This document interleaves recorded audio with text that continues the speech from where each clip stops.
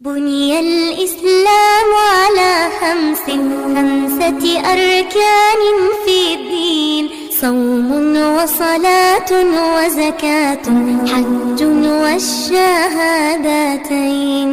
نحمده ونصلي على رسوله الكريم وعلى آله وأصحابه أجمعين أما بعد فقال النبي صلى الله عليه وسلم لا تحقرن من المعروف شيئا او كما قال صلی اللہ تعالی علیہ وسلم۔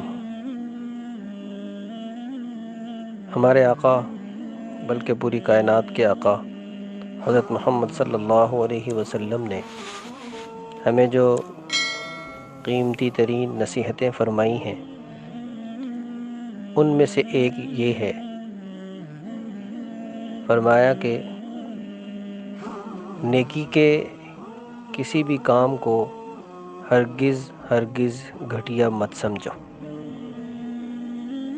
نیکی گھٹیا سمجھے جانے کے لائق نہیں ہے۔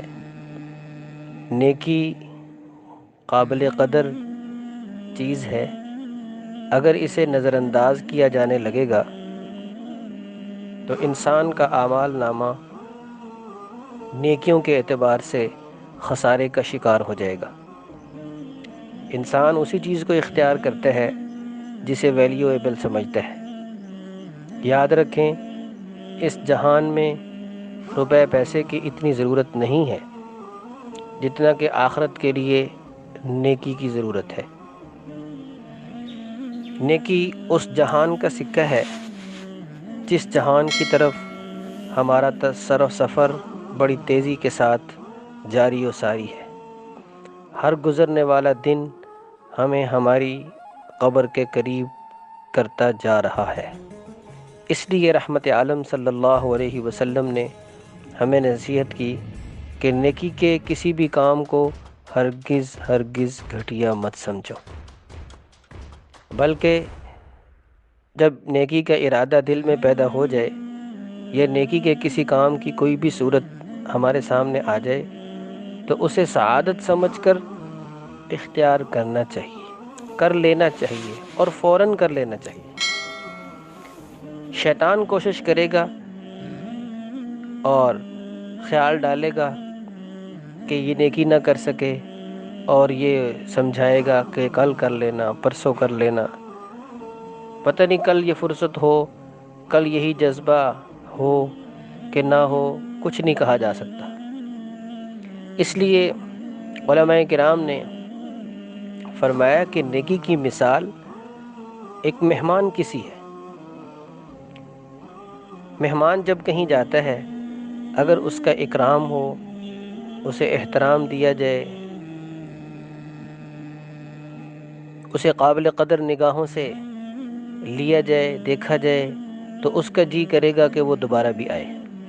اور اگر اس کی بے اکرامی ہو تو ایسی جگہ پہ انسان کبھی دوبارہ مہمان بن کے جانے کا نہیں سوچتا۔ یہی مثال نیکی کے خیال کی ہے کہ نیکی کے خیال کی اگر قدر کی جائے تو یہ خیال دوبارہ بھی آئے گا۔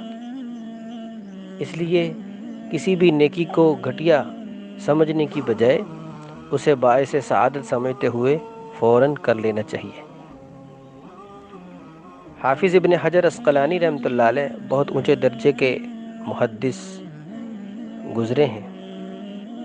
ان کی وفات کے بعد ان کو کسی نے خواب میں دیکھا تو پوچھا کہ حضرت کیا ماجرا ہوا؟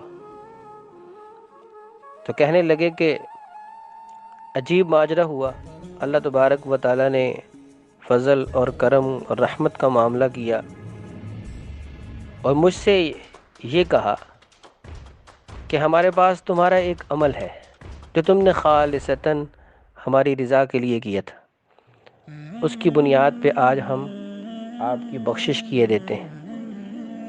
پھر فرمایا گیا کہ وہ عمل یہ ہے کہ ایک مرتبہ آپ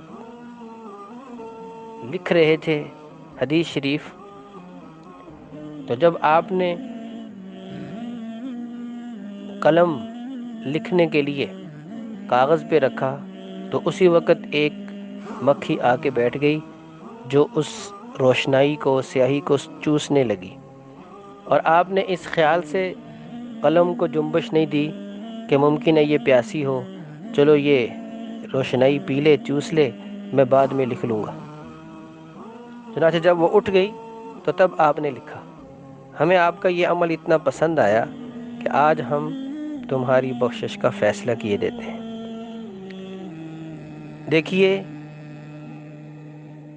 یہ عمل اتنا چھوٹا سا ہے کہ شاید ہی اسے کوئی قابل توجہ سمجھے،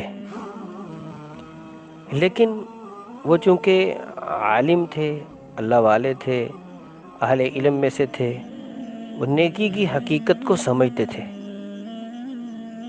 کہ نیکی کیا چیز ہے۔ نیکی اتنی بڑی چیز ہے کہ چھوٹی سی نیکی کو بھی نیکی نہیں، چھوٹی نہیں کہا جا سکتا جب وہ اللہ تبارک و تعالیٰ کی بارگاہ میں قبول ہو جائے۔ ہر نیکی کے پیچھے اللہ کی رضا چھپی ہوئی ہے، ہر نیکی جنت میں جانے کا سبب ہے، ہر نیکی اللہ تبارک و تعالیٰ کی خوشنودی حاصل کرنے کا سبب بن سکتی ہے۔ اس لیے نیکی کو تو چھوٹا سمجھا ہی نہیں جا سکتا، اس کو حقیر اور گھٹیا سمجھا ہی نہیں جا سکتا۔ اس لیے انہوں نے نہیں سمجھا تو یہ کام کر لیا، یہ نیکی کر لی تو وہ نیکی پھر ان کے کام آ گئی۔ اسی طریقے سے ہمیں بھی دیکھنا سوچنا چاہیے، جب ہم باہر نکلتے ہیں یا ہم گھر کے اندر ہوتے ہیں تو بہت سے کام ہمارے ذہن میں بھی آتے رہتے ہیں نیکی کے، تو ہم چھوٹا سمجھ کے نہ چھوڑیں۔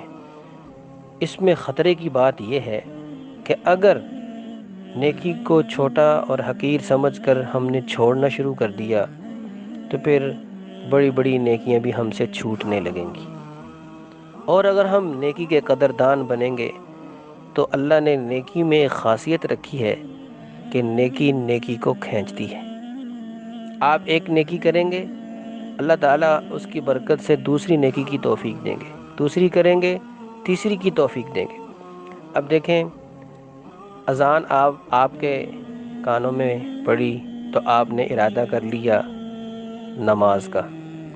اب نماز ایک نیکی تھی جس کا آپ نے ارادہ کیا، لیکن اب اس کی وجہ سے کتنی نیکیوں کی اللہ تعالیٰ نے آپ کو توفیق دے دی کہ آپ اٹھے وضو کرنے کے لیے، تو سنت کے مطابق وضو کیا، تو شروع میں دعا پڑھ لی، درمیان میں پڑھ لی، آخر میں پڑھ لی، پھر آپ مسجد کی طرف چلے تو ہر قدم پہ ایک گناہ معاف ہو رہا ہے، ایک درجہ بلند ہو رہا ہے، آپ کو ایک نیکی مل رہی ہے۔ پھر آپ مسجد میں آ گئے، سنت کے مطابق اس پہ نیکی مل گئی، مسجد میں نماز کے انتظار میں بیٹھے رہے، وہ مستقل نیکی ہے۔ نماز پڑھ لی، اب آپ دین کی بات بیٹھ کے سن رہے ہیں تو یہ مستقل نیکی ہے۔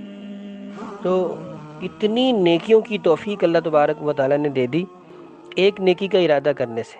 جب آپ یہاں سے جائیں گے، جو بات آپ نے دین کی سن لی دوسروں کو بتائیں گے، تو میں نے عرض کیا کہ نیکی نیکی کو کھینچتی ہے۔ تو اب آپ اندازہ کریں کہ ہمارے آقا حضرت محمد صلی اللہ علیہ وسلم نے کتنی گراں قدر نصیحت فرمائی کہ نیکی کے کسی بھی کام کو حقیر اور گھٹیا مت سمجھو۔ اللہ تبارک و تعالی ہمیں دل و جان سے سعادت سمجھتے ہوئے نیکی کے کام کو اختیار کرنے کی توفیق عطا فرمائے۔ وآخر دعوانا الحمدللہ رب العالمین۔